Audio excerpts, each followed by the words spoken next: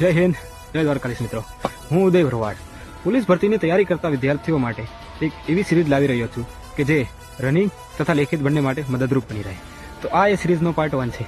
તો ચાલો શરૂ કરીએ. વિદ્યાર્થી મિત્રો, આજનો ટોપિક છે ટાઈમિંગ રિલેટેડ.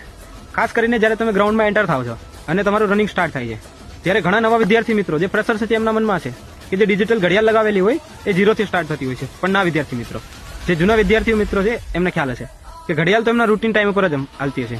એક્ઝામ્પલ તરીકે માની લો કે તમે 6 ને 10 તમારું રનિંગ સ્ટાર્ટ થાય છે, તો ઘડિયાળ 0 થી નહીં પણ 6 ને 10 થી સ્ટાર્ટ થતી હશે.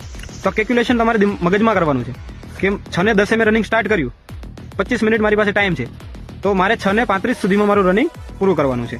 તો તમારી તૈયારીની આ જર્નીમાં આવી નાની મોટો ભૂલો ના થાય એ માટે મને ફોલો કરો ને તમારા તૈયારી કરતા વિદ્યાર્થી મિત્રો સુધી આ વિડીયો શેર કરો.